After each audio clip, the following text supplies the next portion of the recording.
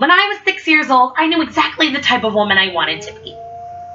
When I was 6 years old, I wanted to be a grand piano, from the Italiano piano forte, meaning soft and strong. My mom holds her accent like a shotgun, with two good hands. Her tongue all brass knuckles slipping in between her lips. Melissa sits in the back of the classroom afraid to speak up. She pulls awkwardly at her extra-large khaki cargo pants, and she doesn't want the boys to notice her. James finds himself in the back of the classroom. His baseball cap casts a shadow on his acne-stained forehead, white shirt on his wide shoulders, but no one ever notices him.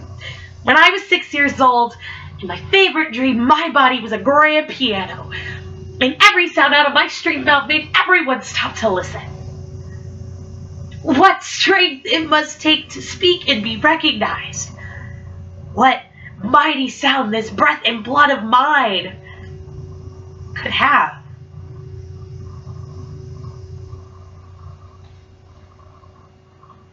According to a 2014 Duke University study, the sound of our voice causes people to view us in a very positive or a very negative light. And in a negative light, people perceive us as less competent, less educated, less attractive, less desirable, and the list goes on. Obviously, people make judgments about our voice, whether it's a high-pitched feminine voice, gay voice, or a transgendered person fighting to simply fit in.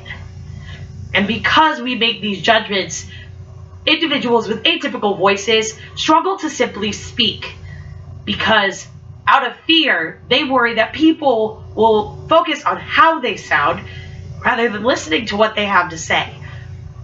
Through the poetry, Honest Speech by Aaron Shank, Accents by Denise Froman, Invisible by Ariana Brown, and Here by Alicia Harris.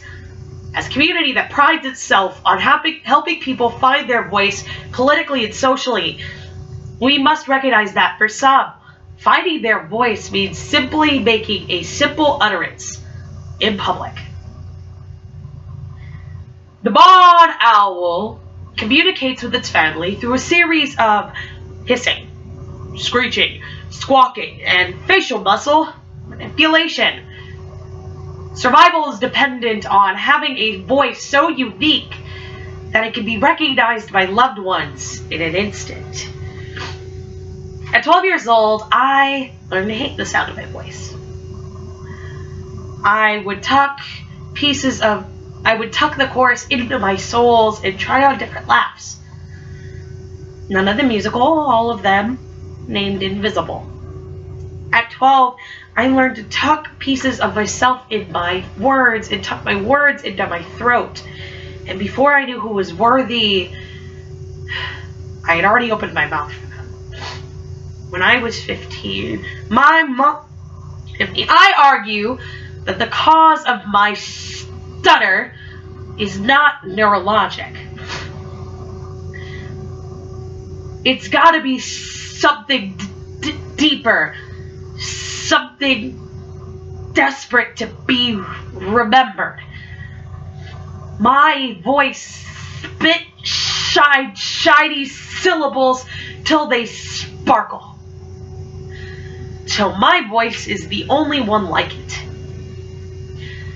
This is not a speech impediment. This is not a speech impediment. It is Spanish and English mixed together in rapid fire. When you see English sits in our mouth remixed. So strawberry becomes a strawberry, and cookie becomes a cookie, and kitchen, keychain, and chicken all sound the same. My mother doesn't say yes. She says, aha! And suddenly the sky opens up and her mouth becomes a Jack Dorlabo song. At 15, a group of boys told me that they liked me. And soon, a slobbery fiasco of boys towered over me. I wiped their spit on the back of my hand, too shy to ask them to restrain the thrash with their wild tongues. At 15, I learned the feast others would make on my silence. My voice is my greatest instrument, my stutter, its greatest symphony.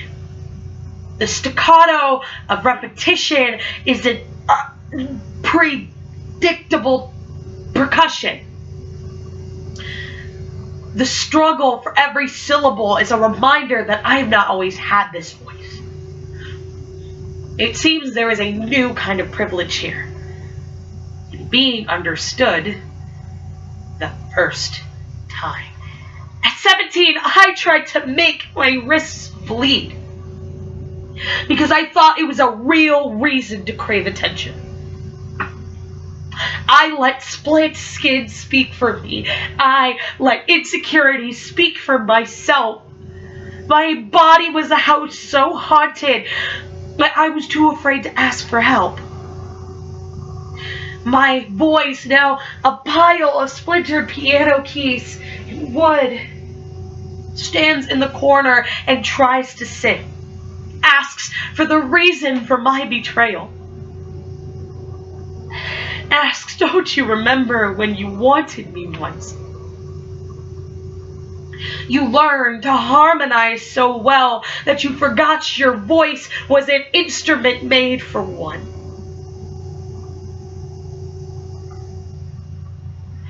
It says stop ignoring the songbirds under your skin. Learn to exist without doubting if you're allowed to. Rehearse self-worth until it is instinct. Learn to break the chamber of your throat and measure each note out of stillness and compose. My mom's voice is like a Hector Lavoe song. It's got too much hit, too much bone, too much conga, too much cuatro, too much two-step, too much salsa to sit still. See, my mama don't know quiet. You better not ask my mother to be quiet. Best not tell her to hush. Her accent is one size better fit all. My mother spent too long letting her voice arrive to be told it needed housekeeping. Melissa, Melissa. And Melissa stands to her feet wanting to say, I'm here. And I've been here since I was born, so stop asking me if I'm a him or a her, because when you put the two words together, you get H-I-R, here. And God combined the two genders in my body and put them transgendered.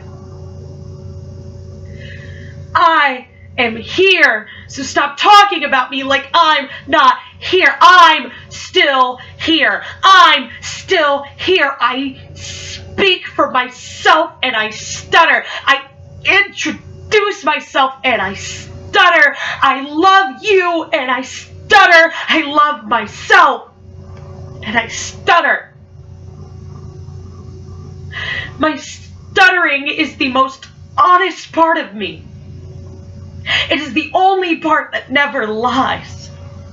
It reminds me that I have not always had this voice, that I am still being heard, that I am still here. I am still here. And like the barn owl, I know my loved ones will recognize me. And this is what I sound like when I speak for myself. This is what I sound like. This is what I sound like. Melissa. James falls back into Melissa's skin. And the two comfort each other in their syncopated heartbeat. And Melissa waits for the day where she can shed off this made-up genetic makeup.